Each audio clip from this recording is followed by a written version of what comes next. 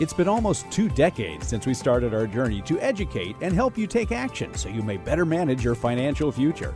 Our goal is to help you accomplish your life's purpose. This podcast reveals financial tips, strategies, and insights that will help you to set your financial goals and guide you along the way. This is Managing Your Financial Future, brought to you by the advisors at Lucia Capital Group. All right, thank you. Welcome back. Another episode. Boy, this is exciting stuff. I do enjoy this podcast, and it gives us something to do. Me and Professor Rick Plum. I have to grab you again. During the course of your day, you've got only little snippets of time. Mm-hmm. So rather than eat lunch, I had you come in here and do a podcast with me. Yes, and I'm finishing up my trail mix right now. That's all it was. You had trail mix, and I don't want to admit what I had, but it was a small bag of Fritos, which I swore I was not going to do. But hey, you do this when you can. You're a busy guy, as we all are. I got a topic today, and believe it or not, if you listen to the last episode, I actually teased this. I had to ask you, what was the topic you told them about last week? You know what? I'd forgotten. You walk away from it for a week, you come back, and you say, what was I going to talk about? But doggone it, I wrote it down right here, so I knew where it was, and it had to do with guaranteed income. And I can't remember why this came up in the last episode, but it's all tied into things like buckets and that sort of thing, which is, of course, one of our favorite topics. Guaranteed income is maybe, it is. It's in my top 3 favorite topics. Okay. Because I like certainty. Most people do, I think. I don't think people thrive necessarily on uncertainty. But I like guarantees, and I've said this before.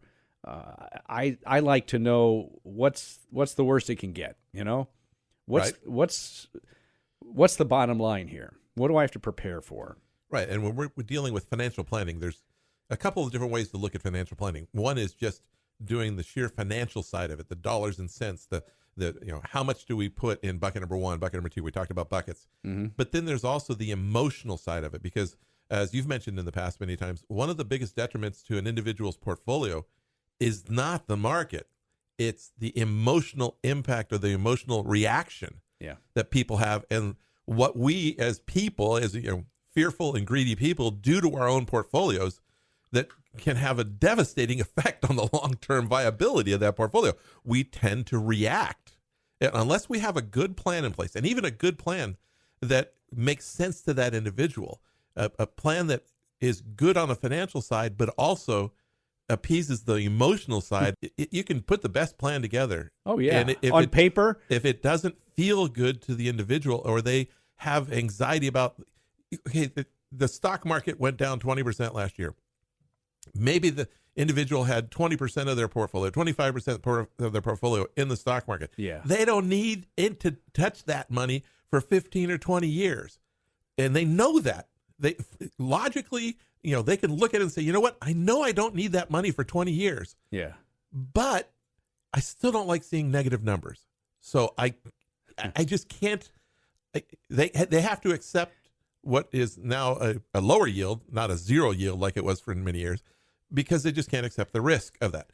But one thing that we've seen that can help people get over that fear threshold is having enough guaranteed income that they know that every month they're going to get a check, come heck or high water, guaranteed by a certain entity, whether it's the Social Security Trust Fund, whether it's the Pension Benefit Guarantee Corp, or the company they receive their pension from, or an insurance company that's guaranteeing they're going to pay them a specific dollar monthly amount for the rest of their life. Or in some cases, a private company who says, hey, you're a great employee, we're going to continue to pay you. It doesn't matter the source. That's a lot less common. Well, it is a lot less common because they would normally have a pension. But I'm just saying the source of the money doesn't matter. But once you have that, and studies have shown this over and over, that if you have enough what I'll call direct income from sources that you can't screw up, the market can't screw up, you have a better attitude towards your reaction to the markets. Oh, yeah. And so one of the things we deal with in financial planning is, first off, trying to figure out what it is you need, how much. And we're going to bifurcate that need into 2 areas, essentials and wants, desires. Essentials are things that we have to have money for every month, every year, car insurance, homeowners insurance, property taxes or rent, mortgage, whatever the case may be, basic food and water. I mean, not going out to dinner every night at keep a the four-star lights restaurant. on, keep the lights on, keep the water flowing. That kind The of thing. expenses that we have, I call them when we wake up, our wake up expenses. When I wake up in the morning this month, I have certain expenses, whether I do anything fun or not. I have certain expenses. Yes, not fun expenses. And so what we've found is that if you have enough income coming over the doorstep from sources that are not market related, you have a better attitude towards your budget. You feel better. The basics are covered. You're good. That's it, because people are emotional beings, all right? We like to say we're rational, but when it comes right down to it, we'll throw ration out the window when it comes down to our survival. People have all kinds of beliefs about this and that, but when their survival's at stake, they are capable of changing very, very quickly. And unfortunately, a lot of times they change in ways that are detrimental to their own financial well-being. Oh, absolutely. I mean, if you were a moral person who never took anything from anybody, but you found yourself in a situation where you're in the middle of the desert somewhere and you have to go steal some food. I'm making this up. You have to get some food, and you're willing to steal it. You will put those principles aside for survival, and that's of course understandable. That's what people do. So all that is to say that as emotional beings, we can tend to mess up our own. We can step on our own feet. Right, and so the idea is let's identify how much we have to have, how much we want to have. Where is that money going? And so we've got a number. We need to spend X amount of dollars. Okay? Where's that money going to come from when you retire? Once you're no longer receiving a paycheck, once you're no longer working, you potentially have Social Security. Most people do. You may have some pension money. Some people do. And when you look at those two numbers, or one number, if however many, add them up, whatever your direct income source, is that enough money coming in every month to cover your wake-up expenses and maybe even a little bit of the fun expenses? And if you have that covered, you'll probably be a much better investor going forward because you don't need to be as reactionary. If you've got expenses, $5,000-$6,000 a month, and your Social Security is $2,000, and the rest of it's coming from your portfolio, a market downturn can feel really like, oh my gosh, I'm going to lose. I better safen up everything now before I lose everything. And this is a common thing that I hear. I can't afford to lose anymore, or else I won't be able to continue my income. And so I'm going to go really conservative. But when the market's down 20 or more percent, that may be the best time to be an investor. That's when you should be getting into the market, not out of the market. Well, that points up, you're saying people do irrational thing. They react to the emotional side. You're never going to get rid of that, by the way. People are people, as I said. So the idea of having guaranteed income is something that can help, as you kind of said, alleviate that. It takes some of the pressure off your portfolio, does it not? So once we decide how much money we need and we look at where the money's coming from, assuming we don't have more guaranteed income already from our pensions. I've met people that have pensions and Social Security of $8,000, $10,000, $12,000 a month, and they're spending $6,000. Yeah. Okay, they're in pretty good shape. Yeah. But a lot of people are in a different, like I mentioned earlier, maybe they need $6,000 a month and they've got Social Security of $3,000. They would do well to be looking for some other source. Now, I'm not talking about going back to work for 30 years and getting a pension because you don't have that much time left. So you would be looking for some source of guaranteed income to supplement the rest of your portfolio, something that is guaranteed. Now, what we've also found is while the guaranteed income sources typically are not the huge rates of return, the greatest return investments out there, the studies have borne this out, as well as what we've seen in our own practice, that if you have these guaranteed income assets, the legacy that you leave for your heirs tends to be larger than if you don't have it, because you don't become reactionary and you let the assets grow and you don't shoot yourself in the foot. And so having some forms of guaranteed income, if you need it, not everybody needs it, not everybody wants it, but having some guaranteed income to supplement your Social Securities and things of that nature makes some sense. Now, unfortunately, I've seen where they say, well, you're retiring at 64, you're going to wait until 70 to get your Social Security. Your shortfall right now is $4,000 a month, but when you get your Social Security, it's only going to be $1,000 a month. But you need $4,000 of guaranteed income for the rest of your life. Well, that's not the right way to look at it either, because I only need the $4,000 of income for the next 6 years, and then after that, I'll need $1,000 of guaranteed.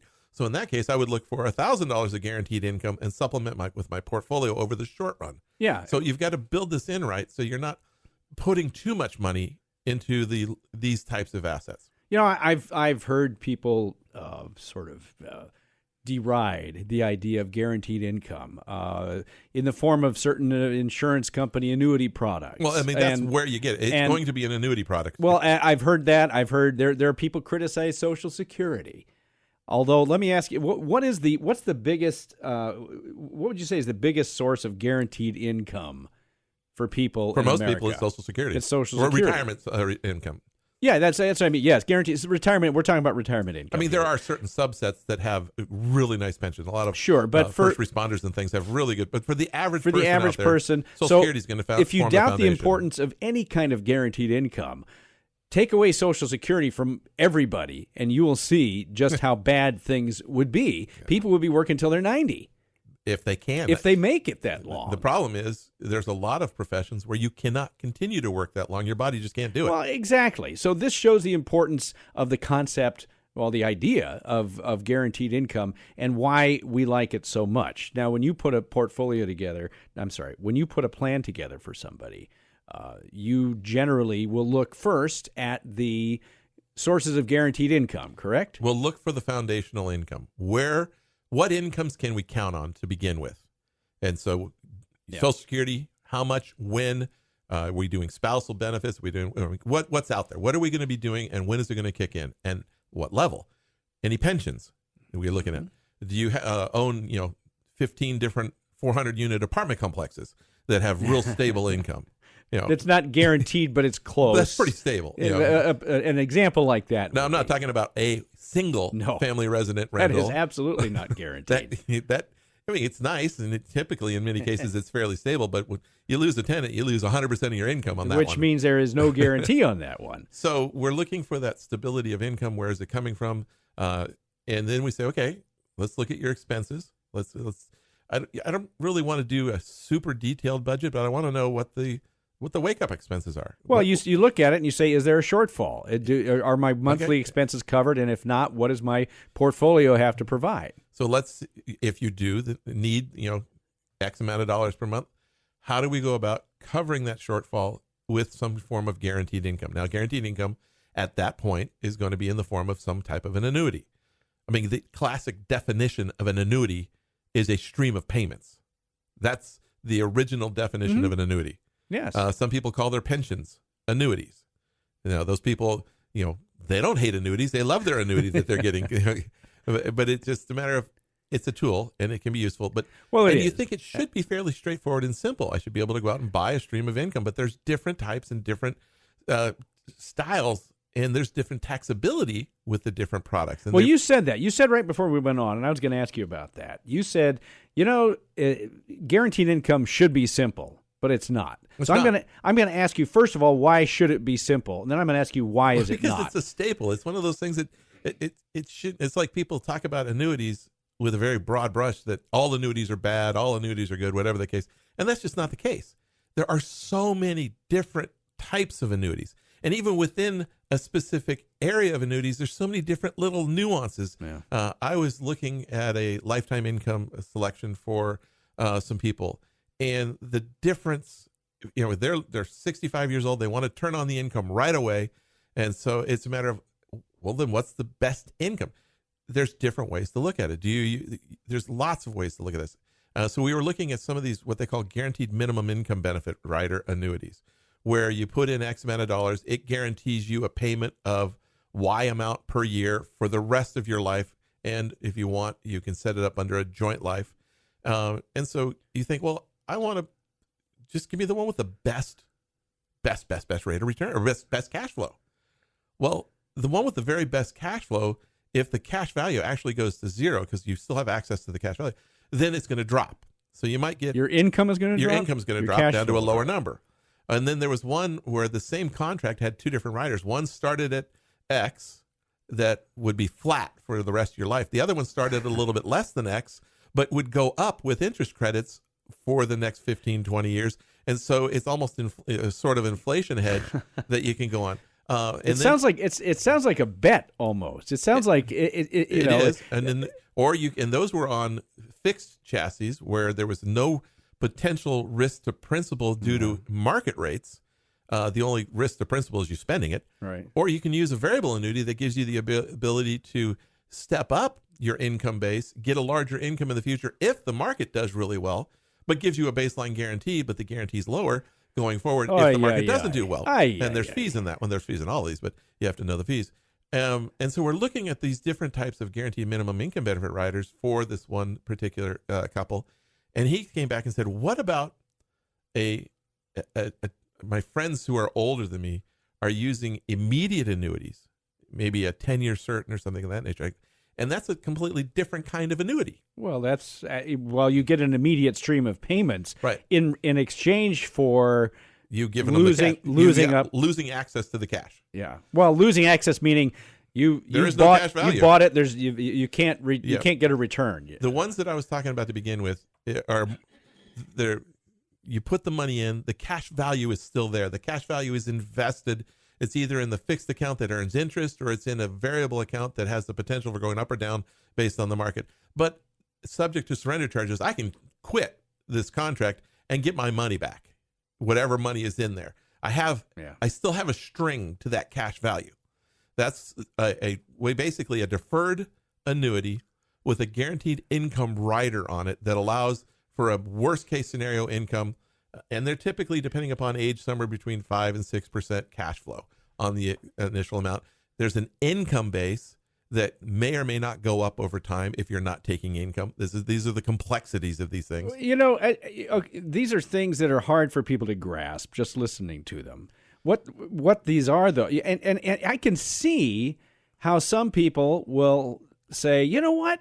These are so complex. They are. You'll never understand any of this stuff. You don't need anything like that. And I don't like people brushing them off completely. But in some cases, maybe that's true. But those are the guaranteed income rider products. Yeah. Then the other type was the oldest, truest form of an annuity, which is where I take a chunk of money, give it to the insurance company. I no longer have access to the money.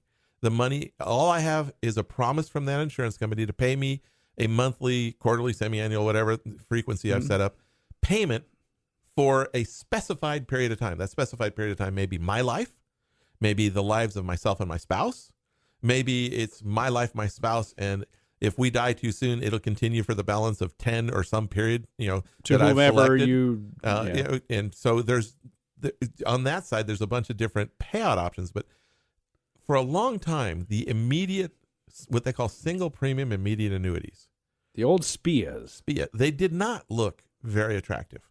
And in fact, we were thinking they should have just taken them off the market because go back 5 years. If you wanted to do a 10-year term certain, meaning the insurance company is going to give you 10 years of payments, no more, no less. Whether you live or die, there will be 10 years worth of payments. If it's on a monthly basis, there'll be 120 payments. So you know what your rate of return is going to be. You know exactly. Well, and it's really easy. At the time, you could really tell what your rate of return was because let's say you were going to put in $100,000. You know what your rate of return was? It was not getting your own money back over that 10-year period of time. The costs involved, the state premium tax, the acquisition costs, I might be getting $9,000 a year for 10 years. So I put in 100 to guarantee 90. They just didn't make a lot of sense. Well, this couple that I was working with asked me about, what about them? What do they look like now? What about a lifetime one? And so we were looking at different ones, and they're getting better. They're still maybe not where I would like them to be, from a return. But on the one that had the access to the cash, the rider, the deferred annuity with the income rider, the client was potentially at that level was going to get just shy of $12,000 a year. On the one where they lose access to the cash, the client could get $12,200 a year for the rest of their life. They're both guaranteed incomes. So is access to the cash worth just over $200 a year in cash flow? Well, and I have my own answer to that. And but at least the one that was, and then we looked at just a flat 10-year certain, and the 10-year certain did give back more money than they put in, and it gave back quite a bit more. I mean, not huge, but enough to make it something like, okay, now these are becoming a little more reasonable. Now, do you do these for people who, we've talked about a bucket strategy, okay, and you set it up, and you say, look, here's this type of strategy. It's designed to give you this amount over 30 years or whatever it is. Right. So in some ways, you could look at that bucket strategy because the income, the cash flow comes from these non-volatile sources, in many cases guaranteed. But not guaranteed for life. No, not guaranteed for life. You can't say it's guaranteed for life, but it acts in many ways in the same way that very stable. That these guaranteed payments from insurance companies would. Right, and so the more sophisticated investor probably will not add the lifetime income. The people that are a little more skittish, a little less used to dealing with the market, they are more likely, especially if they have a difference between what they need and what they have as far as income, they're more than likely going to look at a guaranteed income model. Also, longevity plays a key in this. If you do not have longevity, there's no reason to really look at these. And look at an annuity type product. The lifetime income annuities. Yeah. Because it takes them, a little time. Now, there are some other ones out there that can be used, and you hedge your bet with a death benefit and all these other things. So there are ways to give you that guarantee that, or come close to guaranteeing that your heirs will get whatever you put into it back. So there's lots, like I said, these should be simple, but every company has a little different take on it. There's little different differences, and there's a lot of complexity when it comes to this. One of the complexities that we haven't talked about yet is the difference between that original deferred annuity with the income rider and the single premium immediate annuity. In the case of this couple I was talking with, they're both 65. They have an existing annuity that does not have the rider, and they want the rider, but they have a deferred gain already. They put in $100,000. It's worth $200,000. Let's just say those are the numbers. If they were to cash it in, they'd have to pay tax on that $100,000 of deferred income. If they use the single premium immediate, the deferred annuity with the income rider, the income they receive over the first several years, maybe decades or more, will be the earnings coming out first. So it'll be all taxable. That $12,000. So you got taxes on top of this stuff until they've taken out all the deferred interest. And then they'll just be getting their principal back, and it'll be tax-free. There's no tax involved. So, the single premium immediate annuity will be a blend of income and principal throughout the life. Which means taxes... flat. Yeah, so you won't have to worry about what my taxes are so much. So there's a difference in how the products are structured. Oh, man. There's a difference in the taxation. But it's not to say that they're not... they do work for the right people and in the right circumstance. And it should be part of a discussion normally at the beginning of the planning process about, do you have enough guaranteed income? Well, that's what it comes down to. And all this complexity aside, and I've also heard the criticisms we've talked about many times of these products is that there are so many fees, and there are fees everywhere, and which in some cases is true. That is a very valid argument. And in some cases it is absolutely untrue. Right. But that's something else that you have to consider. If you don't mind paying a fee because it's giving you what you want. Or look at what is it you're getting. You're putting X in and you're getting Y out. Forget the fees. That's what you're getting. Yeah. Is that worthwhile? Whether they charge you 1% or 50% internally, you're getting a guarantee of income. You're getting this. Does it fit your needs? And they don't charge 50%, but they do charge 1 or 2%, 3% in some cases internally. Now, it's not you're not going to get a bill for it, but true, there are some, especially the variable ones. But the variable ones also have some ability to grow and leave your heirs with some money. Which shows you why you need to know what you're getting on these things. Because if I'm paying a fee, I want to know what I'm getting for that fee. As you just said, the reality is you're paying a fee no matter what you're doing. You just may not see it. If you buy a CD, what's the fee that you're paying? You don't know. It comes back. It's the difference between what I could have bought a bond ladder for, and the ease of just going to the bank and saying, I'm going to buy this one thing that's going to guarantee me 3% for the next year. Well, I could have gotten 4% if I shopped around and spent some time on a treasury. But so it's funny. Does that mean my fee was 1% that I didn't get by doing it myself? You know what's funny? You said it should be simple. We said a little bit ago that guaranteed income should be simple. And it can be. If you look at Social Security, it's pretty simple. Right? I mean, here's what you were making through, your working years. And based on that, and they tell you this every year, based on that, here's what you're going to get. Right. At this age or that age. Pick an age you want to take between 62 and 70. That's up to you. But here's what you're going to get. There isn't any question to it. They're not going to say, well, you know what, if you do this, maybe pay a little bit here, you can get, because there's the government has no profit motive. And obviously, whether it's a bank or an insurance company or even a company who's paying you a pension or a private pension, they're going to have some kind of profit motive as part of it. So that has something to do with it, I believe. But that adds to the complexity of it. Well, you mentioned it should be straightforward. But on that Social Security, you talked about, they tell you it every year. They do, right? If you wanted to look, you can go online and get your... Yeah, you used to get it in the mail. But that's a projection. And I'll tell you a little complexity I just went through with somebody recently. They went on disability at age 55. Yeah, okay. And they're starting to receive X amount of dollars. And they wanted to know, when they turn 65, will they get their benefit that they had on their last statement? They're getting, call it $3,000 a month right now. And their benefited, something later was going to be $3,500. And at full retirement age. And they said, well, that's my full retirement age benefit. Will I step up to that when I get full retirement age? I said, no, you're getting your disability benefit right now, which is basically your full retirement age benefit on a lesser number of years. And now it gets really complicated in trying to explain why the projection of 10 years from now's benefit is not what they're going to get, because, Social Security is based on 35 years. Yeah. They unfortunately were disabled at 55. So you go back 35 years, it goes back to 20. So a lot of those first years, and this is an oversimplification, but a lot of those early years, 20 to 30, maybe even 35, were very low earning years. And they didn't really hit their stride until they were 30, 35. And then, yeah. And so when you do the 65-year-old, 67-year-old projection, you're looking at all the high earning years that were projected to be there.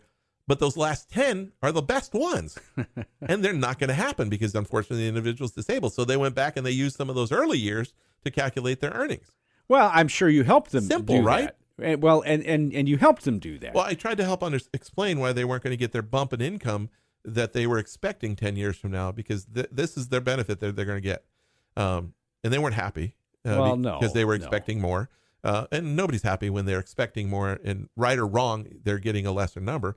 But you're talking about, it should be simple. It seems like it should be straightforward, but we get lulled into, my projection is my guarantee. No, your projection is, if you continue working every year at the current rate of income, their benefit will be there. But if you don't continue doing that, I remember we had a call on the radio. Why did Social Security cut my benefit in half? And it was like a 40-year-old lady who was making $100,000 a year for several years, and then she got laid off, and she started making $50,000 a year, and she got her new projections.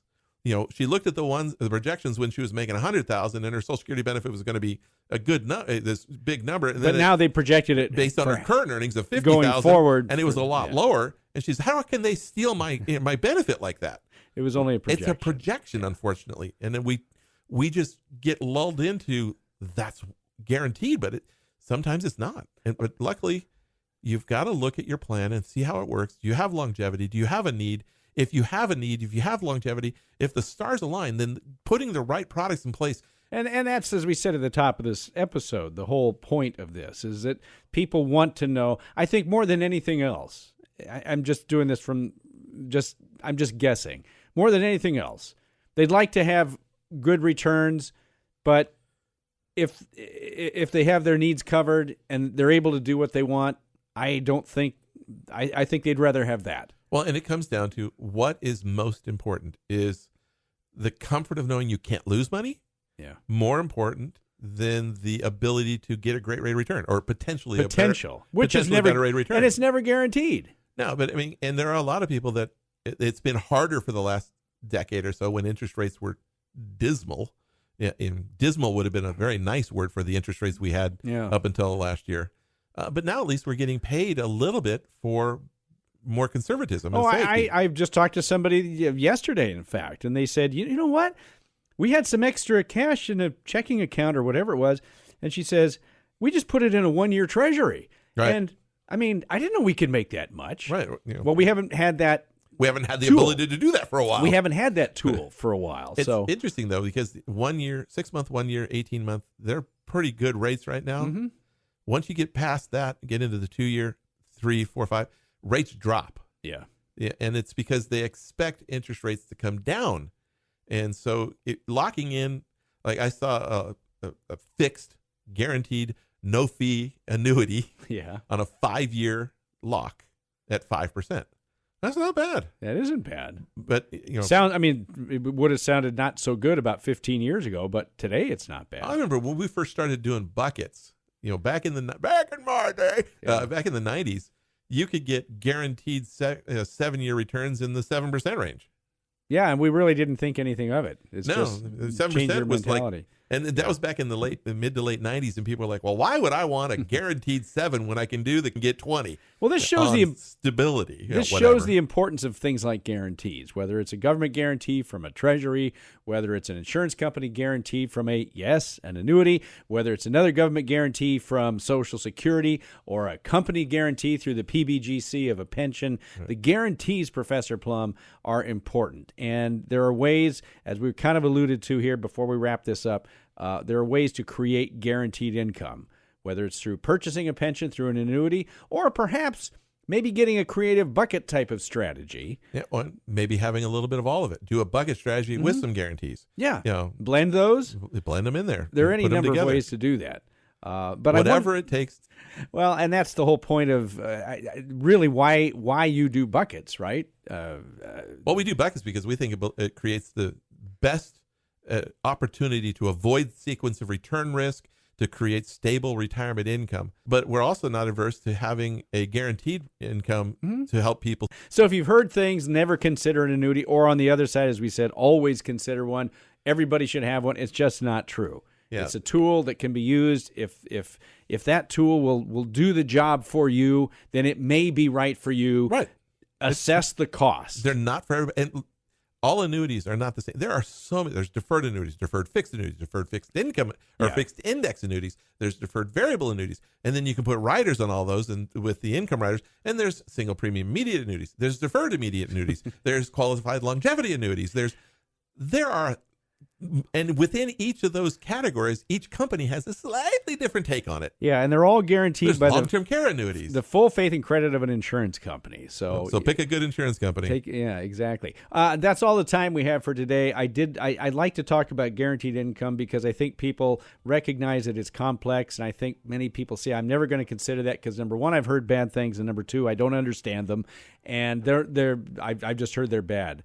I hear more bad than good. Frankly, I hear more good from people who are selling them, in many cases improperly. I hear a lot of good from people that have them, but once they have them, that were put into their portfolios properly. Yeah, they love them. But is it doing the job you want? Yeah, right. Mm-hmm. That's what I would ask. Is it doing the job that you thought it was going to do when you bought it? Yeah. That comes down to you trusting your advisor and your advisor talking to you about that. And that's one of the things the folks at Lucia Capital Group will do for you. They've been doing these kind of, certainly bucket strategies, these kinds of analyses for years and years, and they can help you out as well. 800-644-1150, 800-644-1150. Give them a call, talk to the advisors, and just see. You can ask them this too, because they will tell you, yeah, I think it may help you. Here are the things you need to know potentially about some form of guaranteed income. Or no, you know what? You have no business doing this. And we have told people that too. Yeah, it depends on your individual situation. 800-644-1150. Of course, go online, luciacap.com for more information on all this. LUCIACAP.com. You'll find those blog posts and videos and all kinds of things. We got a ton of content on that site where you want to learn more. You can also email us right there at luciacap.com. Out of time, Professor Rick Plum. I should have said you're the certified financial planner. You're the CFP professional, if I said that properly. Certifiable, yes. You are, and I am not. I'm just the podcast host, but I'm happy to have you here, and I'm not going to tease our next topic because I don't have it yet. You and I are going to work on this for next time. How's that? Okay. All right. For Professor Rick Plum, I'm podcast host Johnny Dean. Thanks so much for listening. We'll talk to you again next week. The information provided should not be considered specific tax, legal, or investment advice and is not specific to any individual's personal circumstances.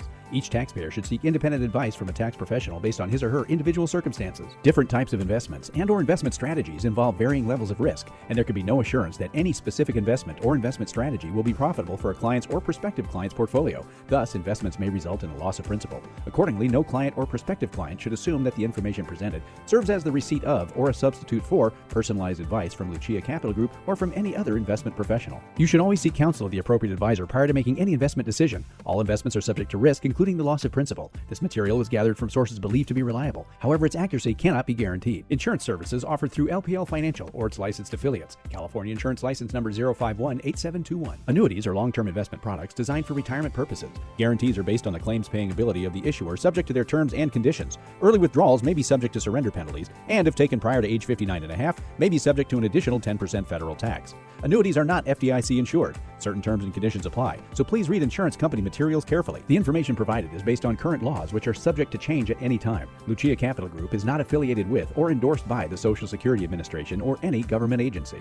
Social Security rules can be complex. For more information about Social Security benefits, visit the SSA website at ssa.gov or call 800-772-1213 to speak with an SSA representative. Before investing, carefully consider a variable annuity's investment objectives, risks, charges, and expenses. To obtain a prospectus or summary prospectus, which contains this and other information, call your financial advisor. Read the prospectus carefully before investing. Variable annuities with guarantees are available through optional riders at additional cost. Examples cited are hypothetical, are for illustrative purposes only, are not guaranteed, and subject to potential federal and state law amendments. There is no guarantee that you will achieve the results discussed or illustrated. CDs are FDIC insured up to $250,000 per depositor per insured bank for each account ownership category. Treasury securities are backed by the full faith and credit of the U.S. government but are subject to inflation risk. Rick Plum is a registered representative with, and security and advisory services offered through LPL Financial, a registered investment advisor, and member FINRA SIPC. The investment professionals are affiliated with LPL Financial and are conducting business using the name Lucia Capital Group, a separate entity from LPL Financial.